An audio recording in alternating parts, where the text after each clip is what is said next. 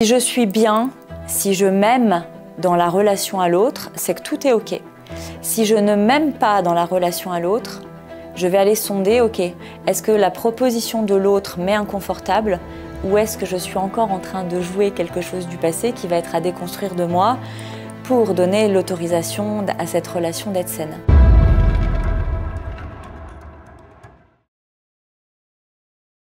Bonjour à tous et bienvenue dans 1%, le média qui a pour vocation de populariser l'autisme dans ses formes invisibles.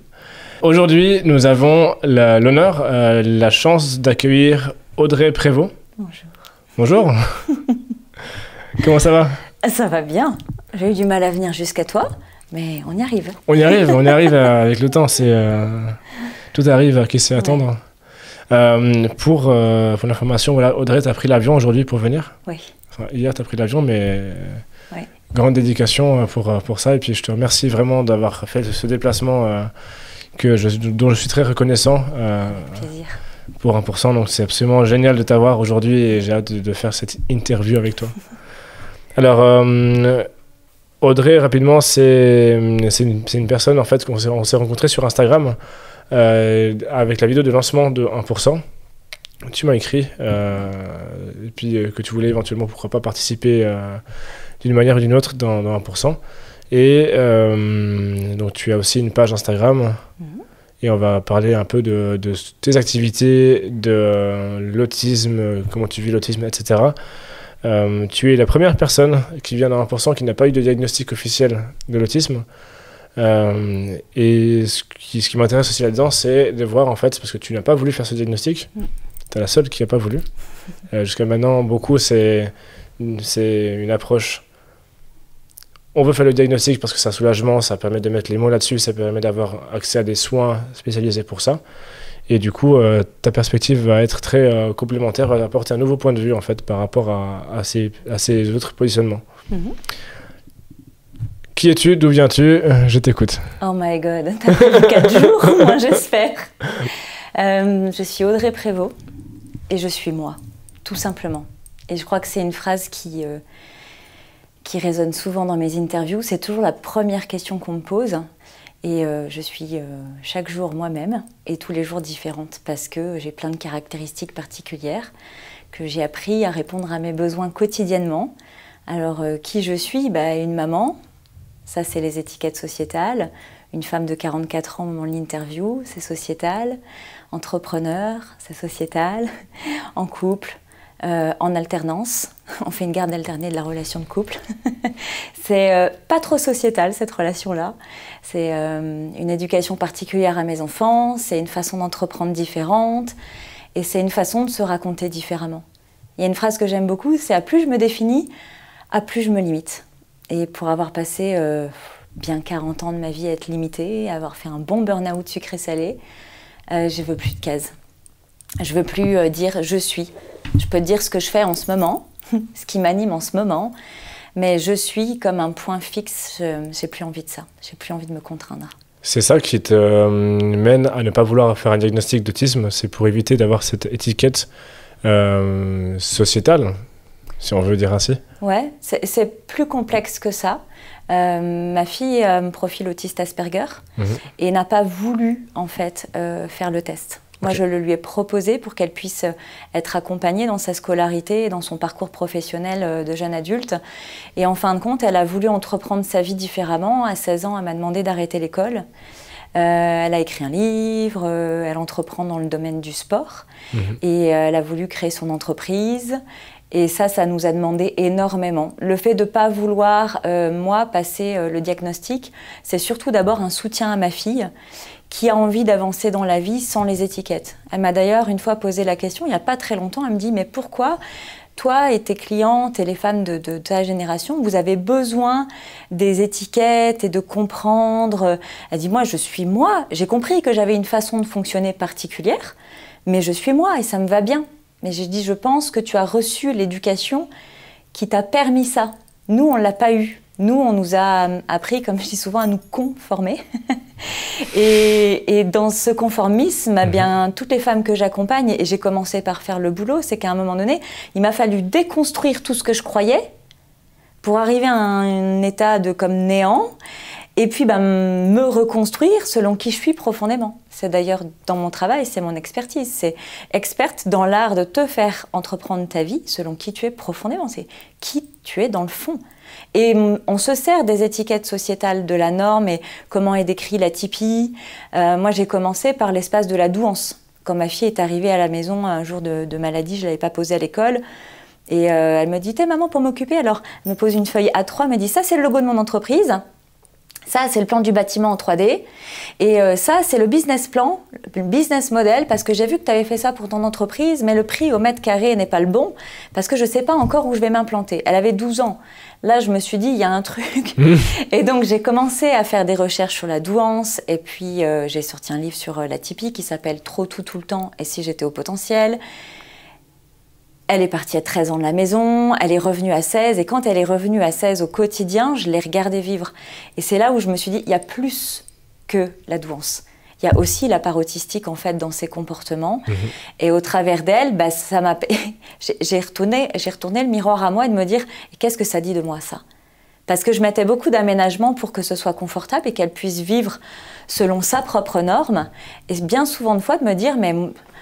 si je m'écoutais vraiment, moi aussi, j'aimerais bien cette souplesse. Et c'est comme ça qu'en équipe, avec mes 3 enfants, on a tous évolué et qu'on ne ressent pas le besoin de passer le test.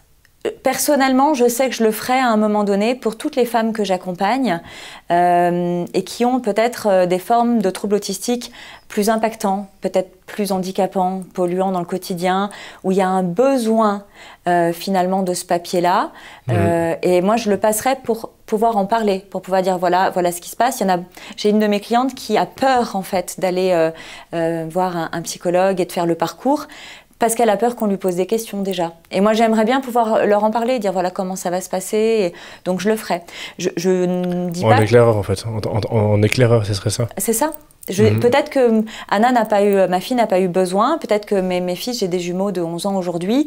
Dans leur scolarité, si c'est handicapant et qu'à un moment donné, la déscolarisation vient peut-être plus tôt que 16 ans, parce que là, les 2 dernières années, on a fait attention à la phobie scolaire. On a bien veillé à accompagner tout ça. S'il y avait besoin, ils feront. Je suis ni pour ni contre. C'est quelque chose qui existe. Et je pense qu'il faut le passer si c'est utile. Mais ce n'est pas une étiquette qui doit être enfermante de ma perception. Ok. Ouais, ça fait sens. Donc, c'est pas particulièrement par anticonformisme, en fait. Hein. C'est juste parce que c'est pas pertinent maintenant de le faire et puis que pourquoi pas le faire plus tard. En gros, c'est ça. Et en fait, en le faisant, tu penses que tu aurais plus de légitimité par rapport à ton activité ou bien c'est pas du tout lié C'est en lien avec mon activité. Ce serait en lien si c'était mes enfants déjà, tu vois, sans même parler de mon travail. Ouais, bien sûr, si mes enfants le font, je le ferai en même temps qu'eux pour l'accompagner. Okay. Et du coup, je pourrais en parler aussi à mes clients. C'est juste que ça existe et c'est pas pour rien que ça existe. Mais moi, la façon dont j'entreprends ma vie aujourd'hui à 44 ans, la femme que je suis, la mère, la compagne, la mentor de ces femmes qui me livrent leur parcours et leurs problématiques, j'ai pas besoin du diagnostic en fait pour vivre ma vie puisque j'ai créé mon univers sur mesure. Ça j'aime bien cette vision-là, à titre personnel hein, forcément, mais que tu crées l'environnement dans lequel tu vas évoluer. Ouais. Il est souvent beaucoup plus adapté qu'un environnement qui n'est pas du tout fait pour ça, quoi. Toi, tu as combien d'enfants ? 3. 3 enfants, et puis ils sont tous aussi autistes ou bien pas forcément? Est-ce que t'as dans des troubles différents, ouais. Ok. Et parfois même opposés. Ok, donc ouais. On voit de nouveau une certaine hérédité dans l'autisme en fait. Ouais, et on a remonté ça après aussi chez mes parents, grands-parents, voilà. Okay. On a retrouvé effectivement de dire, si on regarde bien les comportements des uns et des autres, oui, ça, effectivement, il y a un côté héréditaire. Ok, donc jusqu'aux grands-parents, etc. quoi. Ouais. D'accord, c'est intéressant ça. D'accord. Comment était ta vie avant d'entreprendre ? J'étais une guerrière. Ma vie, c'était une guerre que je subissais. J'avais comme l'impression de subir tout le temps. On m'a donné un modèle. Tu grandis, tu respectes telle règle d'éducation, tu vas à l'école, puis tu rencontres un mari, puis après il faut se marier, faire des enfants, et puis évoluer dans ta carrière. Et j'ai suivi le modèle. Je l'ai fait une fois, Je l'ai fait 2 fois. J'ai 2 mariages, 2 divorces, 2 maisons construites, 2 maisons vendues. J'ai 3 enfants de 2 papas différents. J'ai une fille, j'ai des jumeaux. Donc même là, j'ai fille, garçon. J'ai comme tout fait. Et le constat à chaque fois, à chaque étape, c'est de me voir me marier, avoir des enfants. Et c'est les plus grands moments de vie et de bonheur et de ne pas les ressentir comme ça. C'est que pour moi, pour arriver jusque-là, ça me demandait une adaptation inouïe, de faire comme les autres. Et je l'ai fait, j'ai bataillé en me disant « et après, tu seras heureuse. Et alors, avec ça, ce sera le bonheur. » Mais c'est comme si c'était pire après, parce que ça continuait. Il fallait toujours que je bataille, il fallait toujours que je me suradapte. Et puis, je crois que le plus dur, c'est que ça n'avait pas de sens. Je le faisais sans vraiment capter pourquoi. Mon premier mariage, je crois que c'est un bon exemple. Je me revois en train d'enfiler ma robe de mariée, où de toutes les histoires que j'avais eues, t'as ta maman, t'as des sœurs, une cousine, des témoins, et puis tout le monde pleure parce que c'est tellement beau. Et moi, on m'avait raconté cette histoire de conte de fées, tu vois. Mais je me revois, j'étais contente de me marier, c'était... Ouais, mais puis c'était pas une fin en soi pour moi. Et je me revois enfiler ma robe de mariée, pleurer, parce que ça n'avait aucun sens. Je les voyais pleurer autour de moi, t'es belle, t'es ci, t'es là. Et moi, ça n'avait pas de sens. J'allais vivre cette journée de façon téléguidée. La routine, quoi. Ouais. Il y a des lundis, il fallait aller au travail, et ce jour-là, c'était se marier. Je l'ai vécu toute ma vie comme ça. Je subissais en permanence. Mais je comprenais rien, je comprenais pas les codes. J'arrivais en salle de réunion. Il y a 15 personnes à table. Je suis tétanisée quand il faut que je parle. Aujourd'hui, on ne me croit pas. Quand je dis que je devenais toute rouge, je pleurais dès qu'il y avait 2 personnes qui me regardaient. Et moi, j'ai toujours cru que j'étais genre timide, maladive. C'est juste qu'en fait, c'est comme je savais intérieurement que si je disais ce qui me venait comme ça, c'était mal reçu, c'était jugé, c'était trop ou pas assez, c'était jamais convenable, c'était jamais ce qui était attendu. J'étais tout le temps comme à côté de mes pompes, en fait. En fait, tu étais dans un surcontrôle tout le temps. Tout le temps. La peur par anticipation, énormément. Ouais. Parce que toutes les situations, je les envisageais. J'envisageais tous les plans possibles pourris pour être sûre que s'il y en a un qui se produisait, je savais réagir. Donc, j'étais dans un surcontrôle permanent. Et un jour, j'ai fait un malaise au volant de ma voiture sur l'autoroute. C'est le corps qui a lâché, en fait. Je ne pouvais plus rien tenir. Rien. Et c'était il y a 8 ans maintenant. Et effectivement, c'est depuis que je me suis, comme je dis, récupérée. Quand tu passes à ça d'y passer, quoi, tu t'es dit, bon, qu'est-ce qui a provoqué ça? Et puis tu te remets en question, quoi. Je le dis, ce jour-là, sur le lit d'hôpital, je me souviens très bien avoir fait un choix.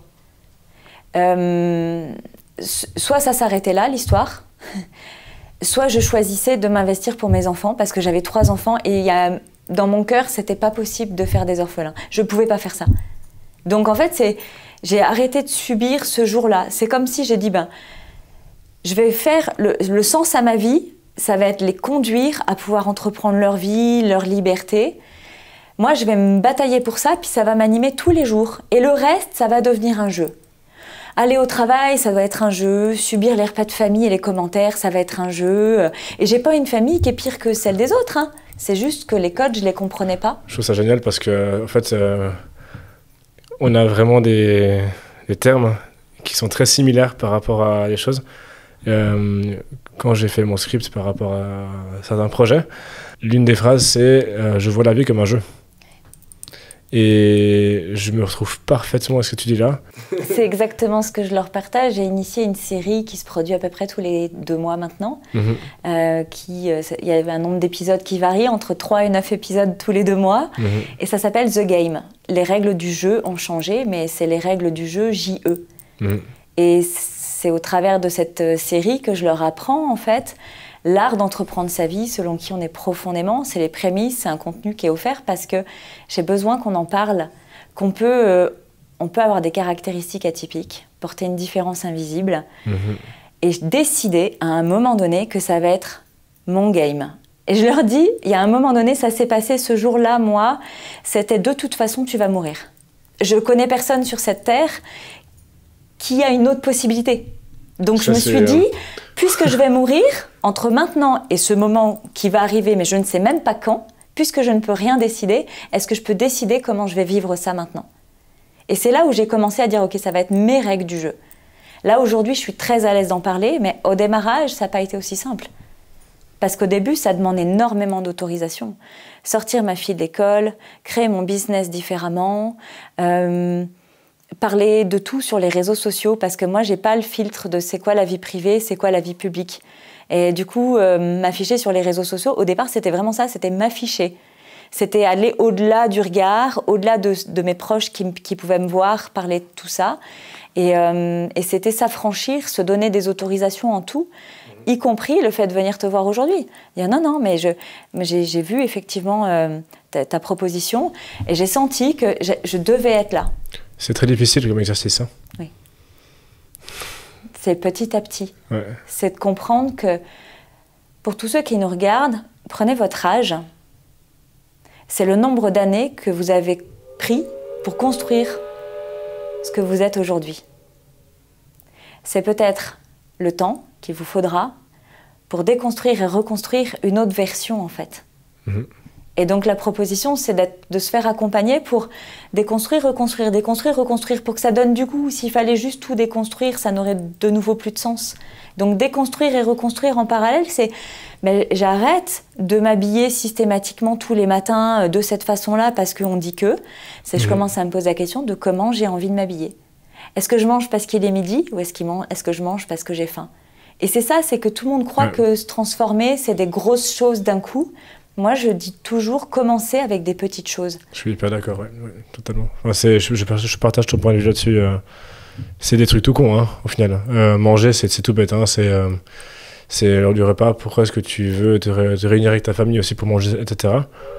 Il s'est avéré que c'est un besoin chez moi, que c'est un plaisir de le faire. J'avais une copine qui était végane, enfin qui était végétarienne et qui tendait vers le vegan. Et elle m'a fait comprendre pourquoi est-ce que j'aimais la viande. Mais c'était bien d'avoir cette expérience parce que c'était quelque chose, pour moi c'était logique, quoi. On mange de la viande, quoi, avec la famille, quoi. C'est toujours comme ça. Mais du coup, non, je sais pourquoi j'aime la viande et pourquoi j'arrêterai jamais de manger de la viande, certainement. Mais de nouveau, avoir conscience de ces éléments-là, et aussi bêtes qu'ils puissent paraître, c'est hyper important. Ouais. C'est pourquoi je choisis ça, pourquoi je fais ça. Et c'est au travers de ces petites questions toutes simples, mais qu'on oublie de se poser parce que métro, boulot, dodo, du lundi au vendredi, puis la routine du week-end, puis lundi soir, oh merde, demain c'est lundi. Ouais. et on ne sait plus. Et puis moi j'accompagne 90% de femmes et 10% d'hommes, ce qui fait que dans ma génération, en tout cas, la femme aussi porte les enfants. Et donc c'est la surstimulation, maman, maman, maman, maman. Et ces femmes, elles... Qu'est-ce que je pense, de quoi j'ai envie, de quoi j'ai besoin? Elles sont dans la mécanique. Qu'est-ce que je dois faire? Qu'est-ce qu'il faut que je fasse? Qu'est-ce que je dois être? C'est de survie aussi, hein. C'est une question de... ça devient primitif, en fait. Hein. Ouais. Et mécanique. Et mécanique, oui, exactement. Ouais. Et c'est pour ça qu'il y a beaucoup de femmes de ma génération qui se découvrent douées et ou autistes, avec des troubles du spectre autistique, en tout cas, comme on l'appelle aujourd'hui, parce que ça, c'est pareil, me concernant. Il y a de la douance et il y a du trouble du spectre autistique léger, ce qui est appelé l'autisme de haut niveau. Même dans les étiquettes qui nous sont collées, bien sûr. Eh bien, effectivement, c'est antinomique. Moi, j'ai des clientes, mais si c'est léger, pourquoi c'est de haut niveau? Des fois, il ne faut pas chercher à comprendre. C'est juste qu'ils ont appelé comme ça ceux qui ne sont pas concernés et qui ont besoin de nous nommer. Complètement. C'est tout. Il faut juste comprendre pourquoi les étiquettes sont posées, en quoi elles sont posées, à quoi les étiquettes servent et à qui elles servent. Par qui elles sont posées et dans quel objectif supérieur. Et une fois qu'on a utilisé les étiquettes, moi, c'est ce que je transmets, c'est l'art d'utiliser les étiquettes pour comprendre en quoi on diffère de ceux qui nous les posent, pour pouvoir s'autoriser à être nous. Ils s'autorisent à être eux. Complètement, ouais. Pourquoi nous, on ne pourrait pas? Oui, bien sûr. Tu m'as parlé aussi, je ne sais pas à quel point tu vas revenir là-dessus, mais tu avais des relations dans le passé qui n'étaient pas forcément les plus optimales pour la personne que tu es, que tu as dû aussi sortir de ta vie, du coup. Est-ce que tu aimerais me parler un petit peu de ça, de quel était le processus pour reconnaître qu'une personne n'était pas une personne saine dans ta vie? Qu'est-ce que tu as fait pour... quel était le point de bascule où tu t'es rendu compte que c'était pas la bonne personne? pour pouvoir ensuite te reconstruire de la manière que toi tu voulais? C'est le travail de ma perception qui a été le plus difficile, parce qu'on est dans une famille, au moment où on prend connaissance de tout ça, on a le retour des amis, on a le regard qui est posé sur nous, et puis moi j'ai décidé d'impulser un changement que moi seule avais choisi. Autour de moi, ils n'avaient rien demandé. Donc d'abord, il y a déjà le pourquoi tu fais chier? Pourquoi tu te poses ces questions-là? Pourquoi tu continues pas comme avant? Ça c'est toi ou bien t'es dans ton cercle? C'est le cercle qui dit pourquoi tu changes? Enfin, pourquoi tu continues? Parce que pour eux, c'est confortable si je reste comme avant. Et moi, il y avait comme une bagarre à l'intérieur que je savais que si je continuais de faire comme avant, inévitablement, j'allais en mourir. Mais après, tu refais un commun sur la route schéma. là, et puis ouais, bien sûr. Donc, sortir des personnes de sa vie, c'est à un moment donné, la question qui m'a aidée, c'est ok, est-ce que je me choisis ou est-ce que je les choisis?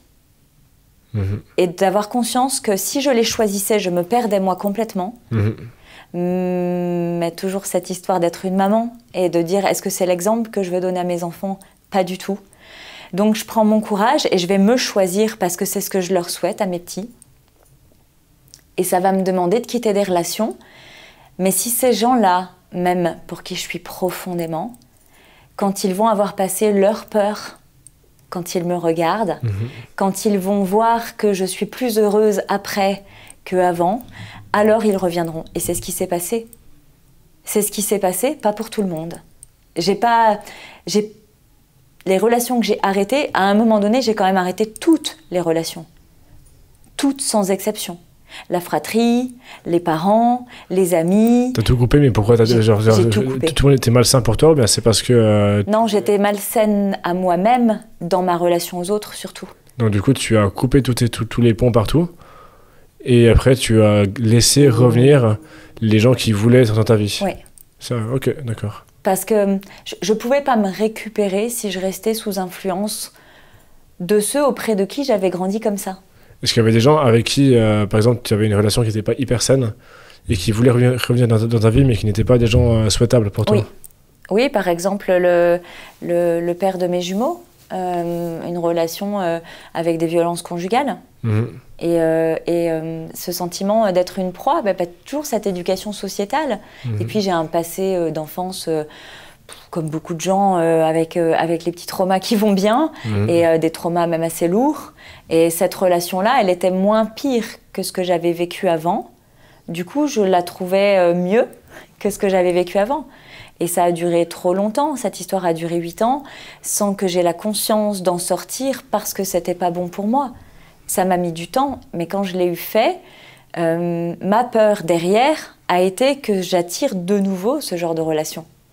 Et là, de nouveau, je me suis refermée, renfermée, jusqu'à effectivement venir à des relations saines, que ce soit en amitié, dans mon couple aussi. Le plus important pour moi, ce avec quoi je me calibre, mais j'ai conscience vraiment que je suis en capacité de faire ça aujourd'hui parce que j'ai fait le travail de déconstruction, reconstruction en amont et que j'ai vraiment une vie de qualité qui me respecte, qui me ressemble et qui me ressource. Donc ça, c'est en mode, c'est ok.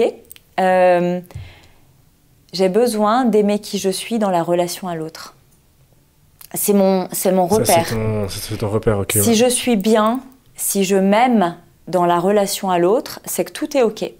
Si je ne m'aime pas dans la relation à l'autre, je vais aller sonder, ok, est-ce que la proposition de l'autre m'est inconfortable ou est-ce que je suis encore en train de jouer quelque chose du passé qui va être à déconstruire de moi pour donner l'autorisation à cette relation d'être saine. Parce que dans la relation malsaine, c'est pas que l'autre qui est malsain. Ça peut être toi vis-à-vis de toi-même. Mais ça peut aussi être que les deux caractères ne sont pas compatibles. Et puis dans ce cas-là, il faut aussi accepter que la relation n'est pas bonne. Ça peut aussi arriver. Oui, oui, après, tout le monde n'est pas fait pour être avec tout le monde. Et bien comme sûr, je dis, des bons et des cons, il y en a partout, tout le temps, dans toutes les langues, toutes les couleurs, toutes les tailles, toutes les populations. Nous, on est un peu bisounours, on est gentils. Il faut apprendre que tout le monde ne l'est pas. Une chose qui était les plus difficiles dans mon parcours par rapport à ça, c'est le fait d'accepter qu'il y ait des gens qui n'étaient pas faits pour moi. Et ça, c'est dur, purée. Ça, c'est très, très dur. Mais tu apprends aussi avec ça, et puis c'est essentiel de reconnaître ça aussi. Ça fait partie du respect de soi aussi. Et je crois que quand on est fort de soi, quand on a fait ce travail avec soi-même, de se récupérer, puis d'avoir une vie qui nous ressemble, aujourd'hui, j'ai pas peur. Avant, je vivais dans la crainte tout le temps de me faire avoir, et je me racontais l'idée que j'avais pas confiance en moi. C'est juste que j'avais pas compris comment ça fonctionnait. Maintenant que j'ai compris comment je fonctionne et en quoi je ne fonctionne pas comme la norme, c'est plus facile pour moi de comprendre. L'autre n'est pas forcément méchant, c'est juste qu'on n'a pas le même point de vue, pas la même perception, et c'est à moi de m'extraire d'une situation, d'un contexte ou d'une relation si ça ne me respecte pas. Ça m'appartient en fait, cette responsabilité. Complètement, complètement. Ouais, c'est des belles paroles. C'est bien de parler de tout ça. Je pense qu'on peut gentiment aller sur le business. Parler un petit peu de tout ça, parce que ça, c'est vraiment un truc à titre personnel qui me passionne. Et je serais très curieux de voir un petit peu comment tu as pu mettre ça en place. Tu es entrepreneuse. Oui. Entrepreneuse. Je sais jamais. Voilà. Tu accompagnes... En fait, tu as une formation en ligne déjà. Tu as fait un cours en ligne sur... Accompagner les personnes dans l'art d'entreprendre leur vie selon qui elles sont profondément. Donc ça vient sur la partie qui je suis. Ça, c'est la grande question. Ils se cherchent dans les étiquettes. Est-ce que je suis HPI? Est-ce que je suis HPE? Est-ce que je suis TSA? Est-ce que je suis THPI? Est-ce que... Non mais, ok, enlève les étiquettes. Qui es-tu? C'est se reconnaître dans ce qu'on est, dans ce qu'on n'est pas. Se connaître dans ce qu'on est vraiment, se sentir très fort de soi. Et l'étape d'après, ça va être assumer, soit avec soi, parce qu'il y a une grosse part de déni. On le sait dans la tête, on a compris, et on continue de faire la vie comme elle était avant, en croyant que le simple fait d'avoir compris qu'on était différent allait changer les choses. Sauf que quand on est atypique, on a besoin d'une vie atypique. Et c'est là où ça va demander de venir assumer soi avec soi pour pouvoir l'assumer au-delà du regard des autres. Il y a beaucoup de profils qui se perdent parce qu'ils ont compris et ils sont offusqués que les autres ne les comprennent pas. On ne parle pas de devenir entrepreneur, on parle vraiment de prendre sa vie entre ses mains et puis d'aller de l'avant avec ça, c'est ça en fait. Dans un premier niveau, oui. Ouais. Ça, c'est le premier niveau que j'accompagne. Et j'adore accompagner l'entrepreneuriat. Tous ceux qui se lancent dans l'entrepreneuriat de façon atypique, parce que c'est vraiment un terrain de jeu. Moi, j'ai une créativité énorme, je suis une machine à solutions. Et si je mettais tout ça à mon service, je créerais un empire dans lequel je me noierais. Donc ma créativité, je la mets au service de mes clients. Mais la première étape, c'est toujours la même. Qui es-tu? Pour moi, le business, c'est une extension de moi vers l'extérieur. C'est comme un prolongement de mon être. C'est tout ce que je suis de meilleur, de ce que j'aime le plus, de ce qui me passionne, de ce qui me fait vibrer à l'intérieur, que je vais étendre et proposer aux autres. Peu importe la voie, mais j'ai des auteurs, des naturopathes, j'ai un camionneur qui est devenu masseur, j'ai plein de profils de reconversion. Mais c'est qu'est-ce qui résonne en toi et puis c'est quoi ton histoire? C'est quoi ta blessure? Et qu'est-ce que tu as envie d'être? Parce que tous les atypiques que j'accompagne, ils veulent être utiles aux autres. C'est contribuer. Mais en quoi tu veux être utile aux autres si tu ne sais pas déjà en quoi tu es utile à toi? Ça n'a pas de sens. Donc la première étape, c'est, oui, entreprendre sa vie, c'est prendre sa vie entre ses mains. Et une fois que tu t'es récupéré et que tu es vraiment en conscience de toi et que tu te sens fort, tu n'as pas besoin d'être Wonder Woman ou Superman. Il n'y a jamais d'excellence. Moi, je suis aujourd'hui plus vulnérable que jamais, plus insécure que jamais, plus dans le doute que jamais, mais confortablement. Je navigue tranquillement en incertitude, ce qui, pour un profil autistique, est relativement angoissant d'habitude. C'est juste que je me fais confiance qu'en toute situation, je sais que je vais choisir le meilleur pour moi. Et aujourd'hui, l'entrepreneuriat, ça demande de la persévérance, ça demande de la détermination, ça demande de l'implication, surtout quand on veut être utile aux autres sans être au détriment de soi, tout en étant présente à son foyer. Moi, j'ai entrepris là depuis 6 ans en étant maman solo avec 3 enfants. Donc pour moi, c'était pas je deviens entrepreneur et je vais devenir comme salarié de luxe à faire 70 heures par semaine au détriment de ma présence auprès de mes enfants, alors que c'est ce pourquoi j'avais choisi de rester en vie. Ça n'avait pas de sens. Et c'est là où je dis ok, j'entreprends, mais seulement comme j'ai envie, seulement comme ça me ressemble, seulement comme ça me respecte, parce qu'il n'y a que comme ça que c'est facile. C'est quoi un petit peu les premières étapes que tu as quand tu veux entreprendre? Donc là, tu décides, je veux être entrepreneur. Comment est-ce que tu arrives à avoir une méthodologie qui soit assez constructive pour mettre ton énergie dans quelque chose qui se construit, quoi, au final? La première question, c'est justement de ne pas se demander comment, mais pourquoi. Pourquoi je vais gravir cette montagne? Si tu tiens fort au fond de tes tripes ton pourquoi tu vas faire ça, à tous les pas que tu vas faire, le comment tu vas le trouver. Et c'est atypique, on est hyper créatif.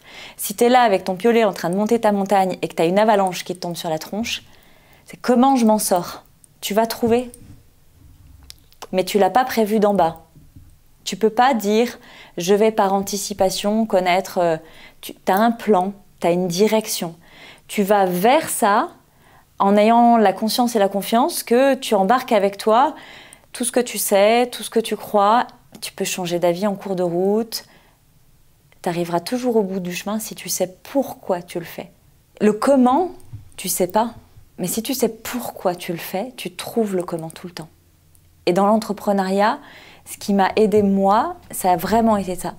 J'ai dit, ok, je vais créer mon activité parce que je voulais être présente pour mes enfants, s'ils étaient malades, si je voulais pas de l'insécurité de s'il leur arrive quelque chose, parce que là où je vis, il n'y a personne autour, j'ai pas de famille, il n'y a pas les papas, on est quand même à 450 km isolés.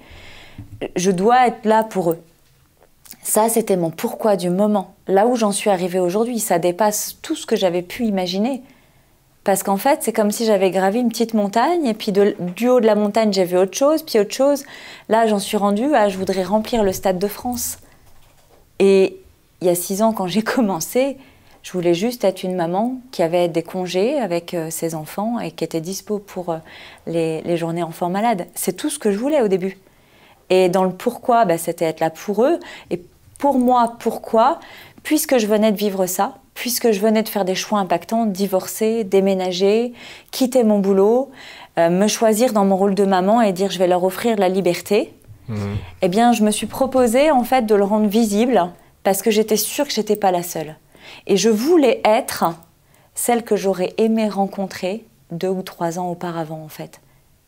Et j'évolue dans le business comme ça, avec mon cœur et mes tripes, et de me dire à chaque année, chaque proposition, y compris The Game, là, que j'initie tous les 2 mois, parce que ce contenu-là, la femme que j'étais, il y a 3-4 ans, elle aurait voulu entendre. Elle aurait voulu que quelqu'un lui dise « ça existe, tu peux, regarde comment tu peux te poser les bonnes questions ». Et c'est ça qui me fait sens, c'est le « pourquoi je le fais ». C'est pour aider les gens qui marchent le même chemin que moi. On manque d'informations. Pourquoi je suis là avec toi aujourd'hui? Parce que tu fais partie de ceux qui initient quelque chose qui n'existe pas et dont le monde a besoin, dans justement ce 1%. Le 1% n'est pas servi. Et toi et moi, on a pris ce cœur-là. Donc pourquoi on fait? On le fait pour 1%. Comment? Toi, tu as initié, tu vois, ce média. Moi, je suis venue pour te soutenir et contribuer parce que j'ai trouvé ça génial. Et puis, oui, j'ai une formation en ligne, j'accompagne. Et puis, je fais des retraites aussi, des immersions. Et puis, j'ai envie de créer un festival pour 2025. Et puis, il y a un livre en cours. Et tu vois, ça, c'est le comment, mais toujours sur le principe du terrain de jeu qu'on évoquait tout à l'heure. Dans un espace où je m'amuse. Je ne fais pas un livre parce qu'il faut faire un livre. J'ai dit, j'ai envie.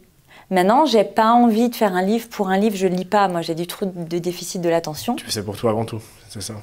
Je fais pour l'autre. Je fais pour donner l'information que moi, j'ai pu avoir dans mes recherches et expérimenter. Je vais transmettre. Par contre, je vais me donner des règles du jeu qui sont propres à moi. Le livre, techniquement, je n'aime pas faire la mise en page, c'est trop long. Donc, je vais prendre quelqu'un pour le faire avec moi.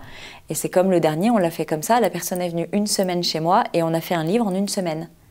Est-ce que ça serait juste de dire que tes activités professionnelles sont conçues pour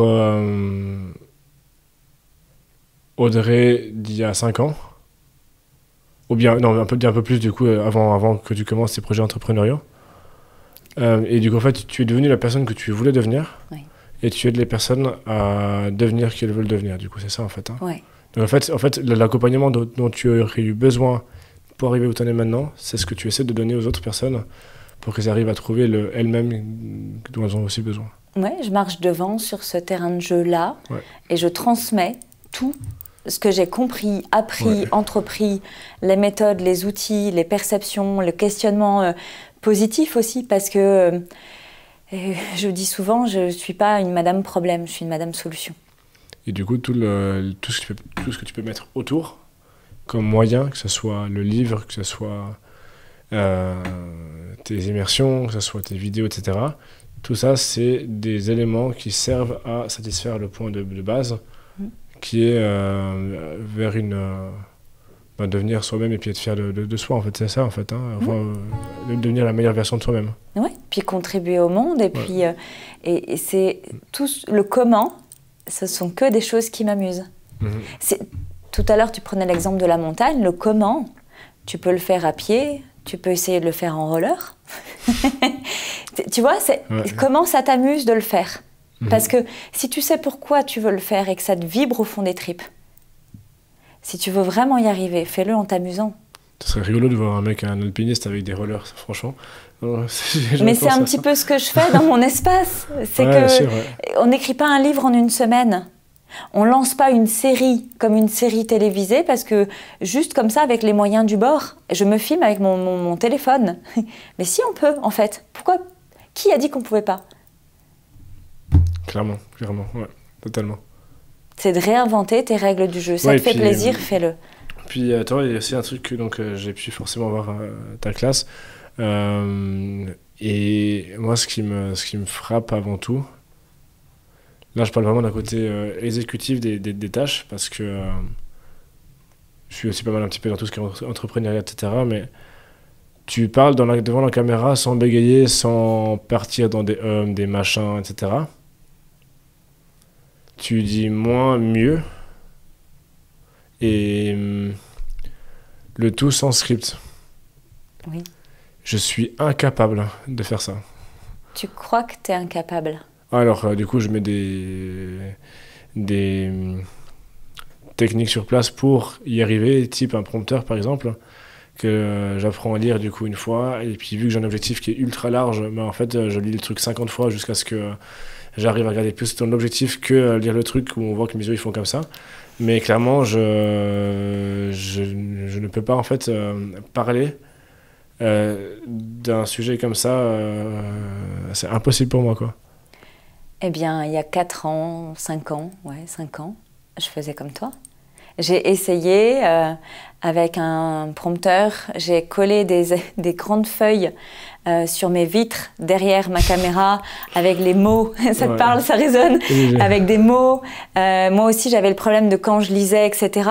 Mais parce qu'en fait, j'avais pas lâché la perfection, parce qu'en fait, on m'avait appris que intro, petit A, petit B, jusqu'à la conclusion, on m'a appris qu'il fallait parler avec un ordre, qu'il fallait libérer ses pensées avec de la structure. Et puis, j'étais vraiment dans le mécanisme de crainte parce que jusque-là, j'avais pas été comprise.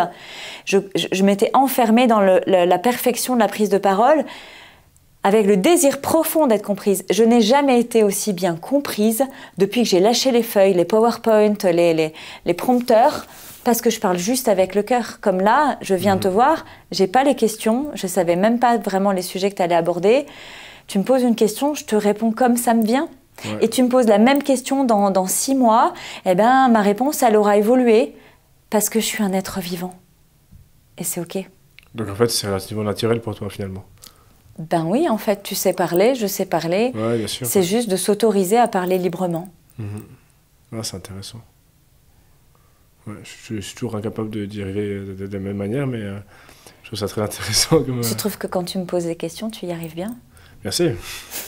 C'est peut-être pas assez long pour toi, mais je souligne juste que tu es déjà en train de le faire. Alors, bien sûr, je suis...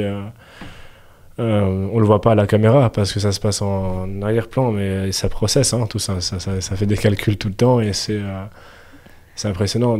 J'en parlais tout à l'heure avec les autres intervenants, mais il y a un moment dans une interview de Patricia Chéreau, peut-être que tu l'as déjà vu, je sais pas. Il y a un moment où je répondis sur ce qu'elle dit et c'est la première fois où quand je regarde une des vidéos que j'ai filmées où je me rappelle exactement de ce qui s'est passé dans ma tête au moment donné en fait. Et du coup, j'avais fait venir ma femme, je lui ai dit, tu vois là-dessus, là, ça passe nickel. Hein. Mais là-dedans, ce qui est en train de se passer dans ma tête, c'est ça. Et en apprenant des erreurs des anciennes interviews, j'ai réussi à bien fermer ma gueule, du coup, et plutôt que de dire n'importe quoi, et de uniquement caser les mots qu'il fallait. Mais de nouveau, dans un environnement très contrôlé, j'arrive à le faire. Comme un de 1%, j'arrive plutôt bien à le faire. Et puis je le vois parce que quand j'édite les vidéos, j'ai pas des coupures à faire partout quand je parle. Ce qui aide aussi à me faire gagner du temps. Mais de manière générale, c'est très très très difficile. C'est un exercice monstrueux. Qui est passionnant, mais monstrueux. C'est un exercice difficile de déconstruire les mécaniques. Mais tu es déjà en train de le faire. Tu fais de ton mieux aujourd'hui.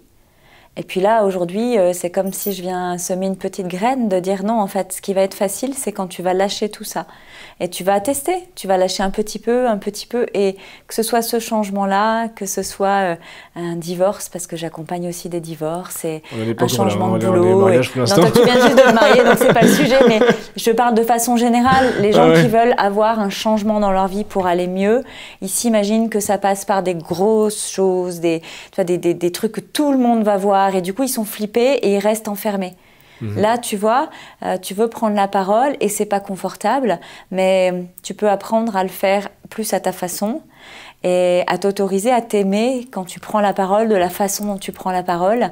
Et puis, ça va se faire tout seul. C'est pourquoi je le fais.